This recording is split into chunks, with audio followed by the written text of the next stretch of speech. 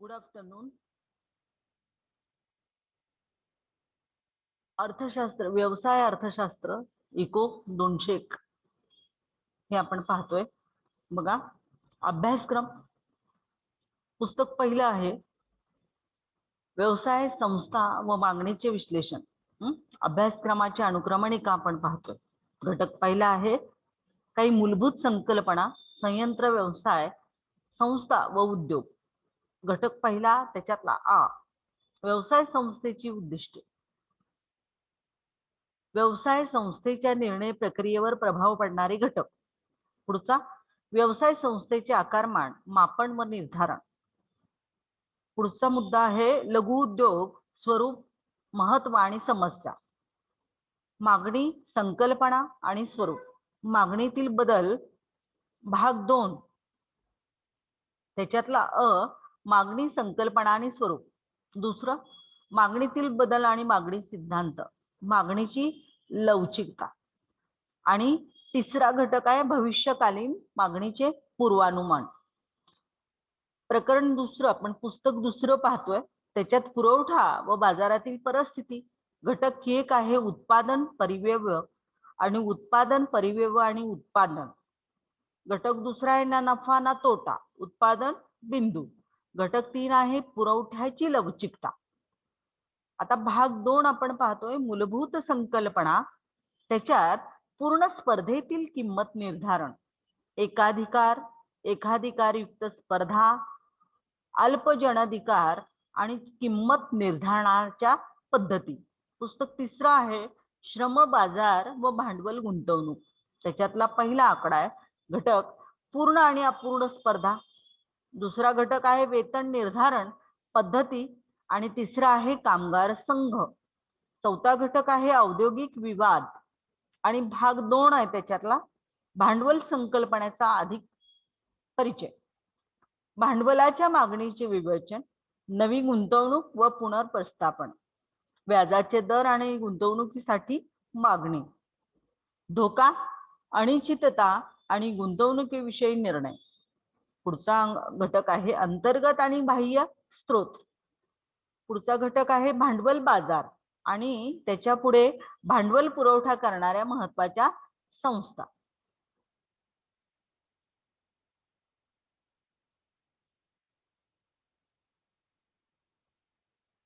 आता आपण सिलेबस बघतो. Book number 1, business organisation and demand analysis. Part 1, Unit A, some basic concept, plan, firm and industries. Unit 1 B, objective of a firms.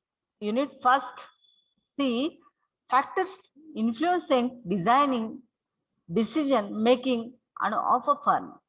Unit 2 A, size of firm and measure and determines. Unit 2 B, small scale industries, nature, importance and problem. Part 2, Unit 1 and A, concept of a demand and nature. Unit B, changes in demand and the law of a demand. And Unit 2,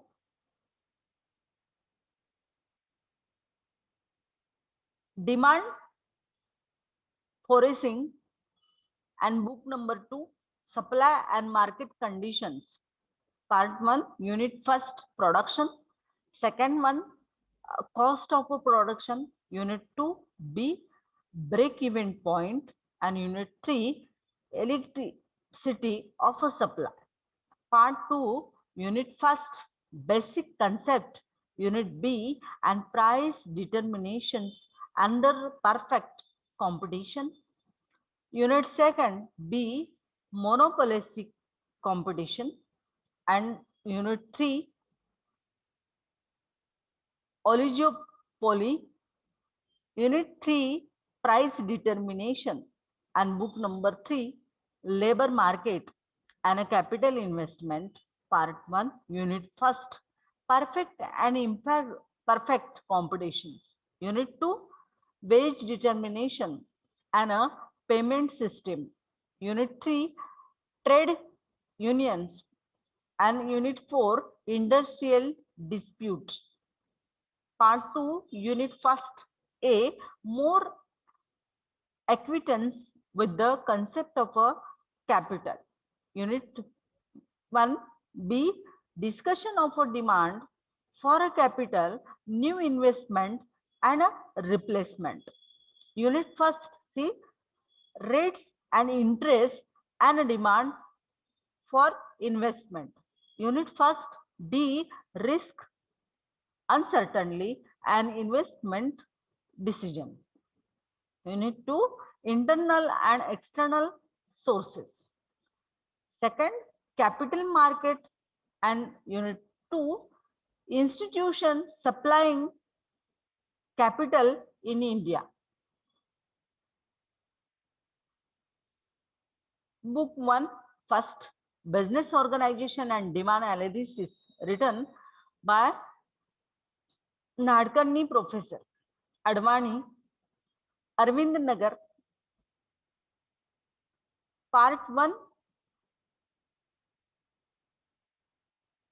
first one, some basic concept, plan and firm and industry. And second one, objective of firms. Unit C, factor influences decision making of a firm. And unit second, size of a firm, measure and determines. Unit 2, small scale industry, natural importance and a problem. Part 2, concept of a demand and nature. And Unit B, changes in demand and the law of a demand, demand and demand foresting.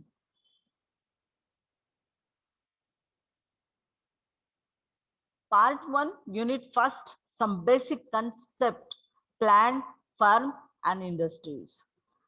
Index, you see this proper way.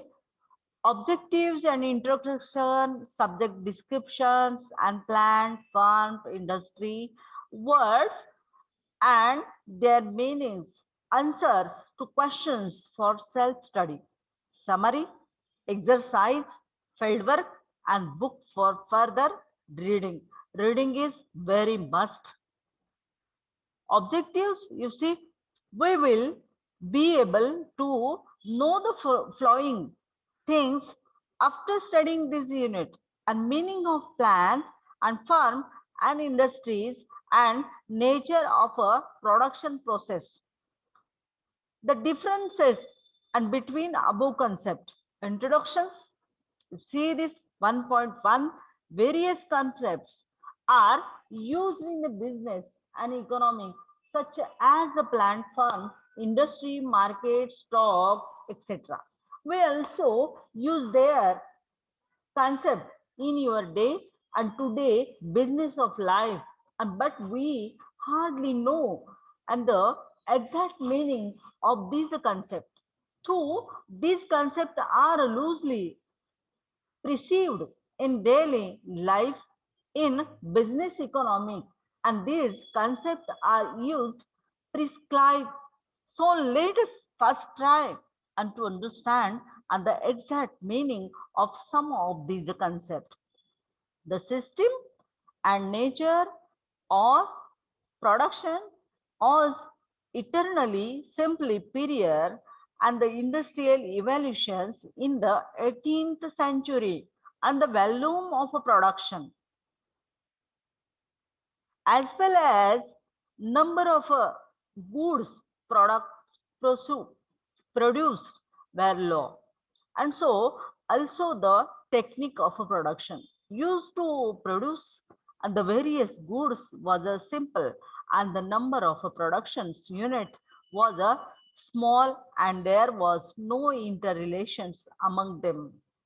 In other words, productions units were mostly independent, and procedures were providing factors of a productions like labor, capital, internship, and they also looked after the marketing. The situation changed with the advent of a time and the number of goods and produced, the volume of productions and the technique of the production continuously developed with the passage of time. Separate industries were established to provide factors of productions like labor and capital, transportations by raw material and finished goods and storage and marketing. This was a rule into of a production unit. Institutions which provide factors of a production and a marketing institutions in a short. The production system became more complex. If we think of a production system only and the types of productions were also increased, plant and farm and industries are there outcome of this development. Subject description, plant. First one, we must know and the concept of a plant.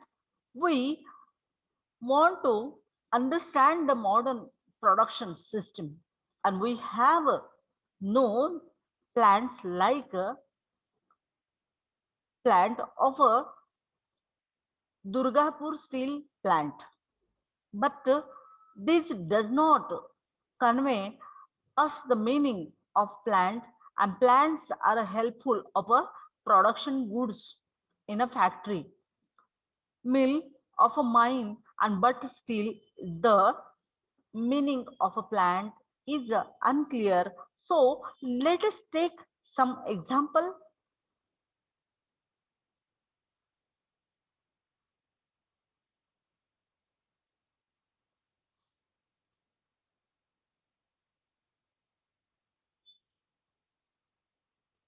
प्रास्ताविक बघा आपण बघतोय थोडस मराठी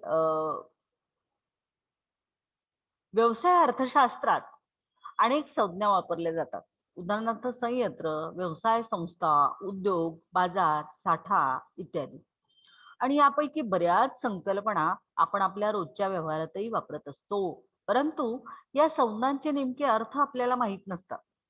असतातच असं नाही. अर्थात दैनंदिन व्यवहारात या संज्ञांचे काही से सैल अर्थ खपवून घेतले जातात. तरी व्यवसाय अर्थशास्त्रात शास्त्रात मात्र या संज्ञा काटेकोर अर्थानेच वापरल्या जातात. म्हणून अभ्यासाच्या सुरुवातीलाच यापैकी काही संज्ञांचे शास्त्रशुद्ध अर्थ समजून घेण्याचा आपण प्रयत्न करूया. 18व्या शतकातील औद्योगिक क्रांतीच्या पूर्वी उत्पादनाची व्यवस्था आणि स्वरूप यात कमालीचा साधेपणा होता. उत्पादन केल्या जाणाऱ्या वस्तूंची एकूण संख्या तर कमी होतीच, परंतु त्यांच्या उत्पादनाचे प्रमाणही कमी होते. त्याचप्रमाणे वेगवेगळ्या वस्तूंच्या उत्पादनासाठी वापरले जाणारे तंत्रही खूप साधे होते. उत्पादन करणाऱ्या संस्थांची संख्या कमी होती आणि त्यांच्या दरम्यान फारच परस्पर संबंध असत, क्वचित परस्पर संबंध असत. किंवा वेगळ्या शब्दामध्ये असे म्हणता येईल की उत्पादन करणाऱ्या संस्था बऱ्याचशा स्वतंत्र असत. श्रम, भांडवल, संयोजन यासारख्या उत्पादन साधनांचा पुरवठा उत्पादक स्वतःच करीत असे. इतकेच नव्हे तर वस्तूच्या विक्रीची व्यवस्था तो स्वतःच करीत असे. परंतु काळाच्या ओघात ही सर्वच परिस्थिती कमालीची बदलली आणि उत्पादन केल्या जाणाऱ्या वस्तूचे प्रकार वाढले. उत्पादनाच्या प्रमाणात वाढ होत गेली. वस्तूंचे उत्पादन करताना वापरले जाणारे तंत्र सातत्याने प्रगत होत गेले. श्रम, भांडवल यासारख्या उत्पादन साधनांचा पुरवठा करणाऱ्या स्वतंत्र संस्था अस्तित्वात आल्या. कच्चा व पक्क्या मालाची वाहतूक करणाऱ्या तसेच अशा मालाची साठवणूक करणाऱ्या संस्थांचा उदय झाला आणि त्याचप्रमाणे वस्तूंची विक्री करणाऱ्या स्वतंत्र संस्था जन्माला आल्या. यातूनच उत्पादन करणाऱ्या संस्था उत्पादन साधनांचा पुरवठा करणाऱ्या संस्था आणि विक्री करणाऱ्या संस्था एकमेकींशी जोडल्या गेल्या.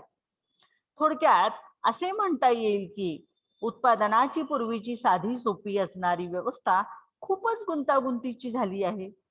वर उल्लेखलेल्या वेगवेगळ्या संस्थांपैकी केवळ उत्पादन संस्था पुरताच विचार केला तरी त्याचेही प्रकार वाढत गेले आणि यातून संयंत्र, व्यवसाय संस्था, उद्योग यासारखे संज्ञा अस्तित्वात आल्या. विषय विवेचन, संयंत्र, प्लांट. आधुनिक उत्पादन व्यवसाय नीट समजून घ्यावयाचे असेल तर प्रथम व्यवसाय संस्थेचा एक महत्वाचा उपघटक असणारी संयंत्र ही संज्ञा लक्षात घेतली पाहिजे. संयंत्र हा मराठी भाषेतील शब्द काहीसा अपरिचित असला तरी त्याचे इंग्रजी भाषेतील रूपांतर मात्र त्या मानाने बरेचसे परिचित आहे. संयंत्राला इंग्रजीत प्लांट प्लांट असं म्हणतात. आपल्यापैकी बहुतेकांची Bhilai steel plant, Durgapur steel plant यासारखे शब्द निदान ऐकले तरी नक्कीच असतात आणि तेवढ्यावरूनच संयंत्र या संज्ञेचा अर्थ आपल्याला काहीसा समजलेला असतो.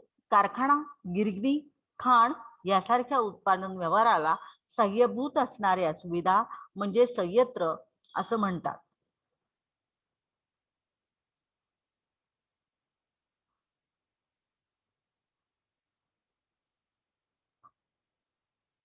या शब्दावरून संज्ञेचा अर्थ आपल्याला काहीतरी उमगला असेल. सुस्पष्ट अर्थ समजण्यासाठी आपण अगोदर काही उदाहरणे घेऊ आणि त्यानंतर या उदाहरणांच्या आधारे संयंत्र या संज्ञेची एखादी व्याख्या पाहू.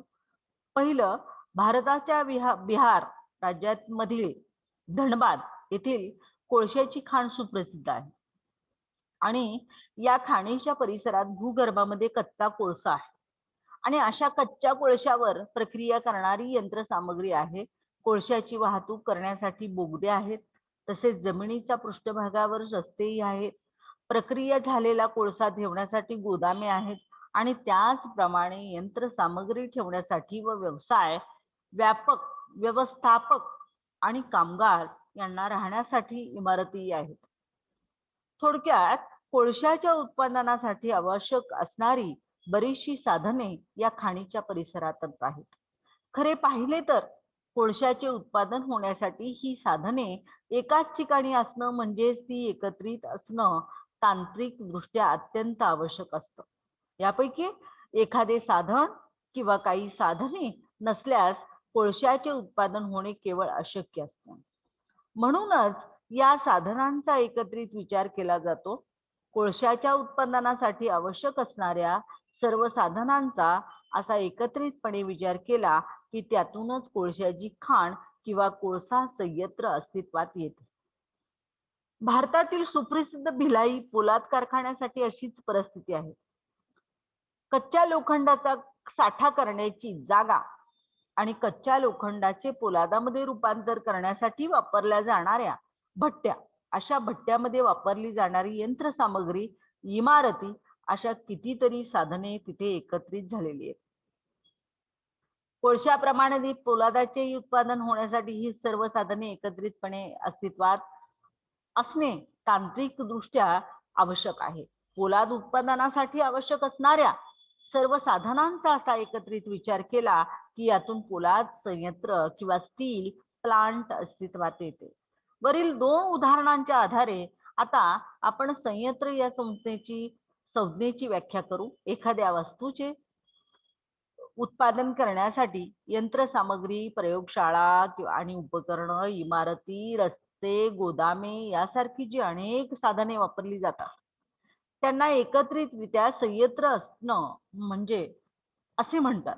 आणि आपण वर घेतलेली दोन उदाहरणे आणि संयंत्र या संज्ञेची केलेली व्याख्या यावरून आपल्याला असे म्हणता येईल की संयंत्र म्हणजे तांत्रिक दृष्ट्या स्वयंपूर्ण असणारे एकक, युनिट असते. वेगळ्या शब्दामध्ये असे म्हणता येईल की संयंत्र ही संज्ञा वापरताना वस्तूंच्या उत्पादनाशी संबंधित असणारे तांत्रिक अंग प्रामुख्याने विचारात घेतलं जातं आणि किंवा तांत्रिक स्वयंपूर्णता हे संयंत्रांचे एक महत्वाचे वैशिष्ट्य असते.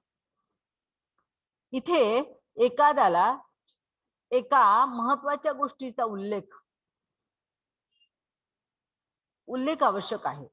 कोणतेही संयंत्र एखाद्या व्यवसाय संस्थेचा एक भाग असते आणि अर्थात एखाद्या विशिष्ट व्यवसाय संस्थेची एकाच वेळी अनेक संयंत्रेही असू शकतात. मात्र प्रत्येक व्यवसाय संस्थेकडे निदान एक संयंत्र असणं हवं. काही वेळेला विभिन्न वस्तूचेही उत्पादन करण्यासाठी स्वतंत्र संयंत्राची व्यवस्था करणे आवश्यक असतं आणि सोयीचे ठरते. उदाहरणार्थ भारतातील हिंदुस्थान मशीन्स टूल्स HMT हा व्यवसाय संस्थेची वेगवेगळी संयंत्रे आहेत. एका संयंत्राकडून HTM ट्रॅक्टरचे उत्पादन केलं जातं, तर दुसऱ्या संयंत्राकडून HMT घड्याळाचे उत्पादन केले जाते, तर तिसऱ्या संयंत्राकडून यंत्रोत्पादन वस्तू मशीन टूल्स बनवल्या जातात. थोडक्यात एकाच व्यवसाय संस्थेची अनेक संयंत्रे असू शकतात आणि तसेच व्यवसाय संस्थेच्या विभिन्न संयंत्राचे आकारमानही लहान मोठे असू शकते. उदाहरणार्थ HMT चे ट्रॅक्टर्स उत्पादन करणारे संयंत्र मोठ्या आकारात, तर घड्याळे उत्पादन करणारे संयंत्र लहान आकाराचे असते. विभिन्न आकारमानाप्रमाणे एकाच व्यवसाय संस्थेचा विभिन्न संयंत्राच्या जागाही वेगवेगळ्या असू शकतात. एकाच देशात या विभिन्न देशामध्ये त्या विखुरलेल्या असू शकतात. उदाहरणार्थ HMT चे घड्याळाचे उत्पादन करणारी संयंत्रे बंगलोर आणि श्रीनगर येथे आहेत, तर विजेचे बल्ब आणि त्याचे सुटे भाग यंत्र याचं उत्पादन करणारं संयंत्र हैदराबाद येथे आहे. संयंत्राचा विचार करताना आणखी एक गोष्ट लक्षात घेणं अपेक्षित आहे. सरकारने अथवा व्यवसाय संस्थेने एखादे धोरण ठरवल्यास त्या धोरणाच्या चौकटीत राहून अशा धोरणाची आपल्या पातळीवर अंमलबजावणी करण्याचे अधिकार संयंत्राकडे सोपवण्यात गेलेले असतात. आणि एका उत्पादनाच्या आधारे आपण हा मुद्दा स्पष्ट करू.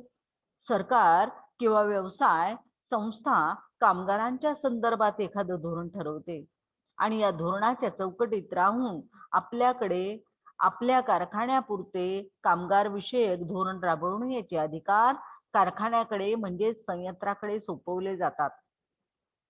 उदाहरणार्थ टेल्को किंवा फिलिप्स इंडिया यासारख्या व्यवसाय संस्था कामगार विषयक सर्वसाधारण धोरण आणि निश्चित करतात आणि त्यांची संयंत्रे ज्या ज्या ठिकाणी आहेत त्या ठिकाणच्या व्यवस्थापकांना आणि या कामगार विषयक धोरणांच्या चौकटीत राहून आपल्या पुरते कामगार धोरण राबवण्याचे अधिकार देतात. आपण इथेच थांबतोय. पुढचं लेक्चर आपण नेक्स्ट डे ला घेऊया.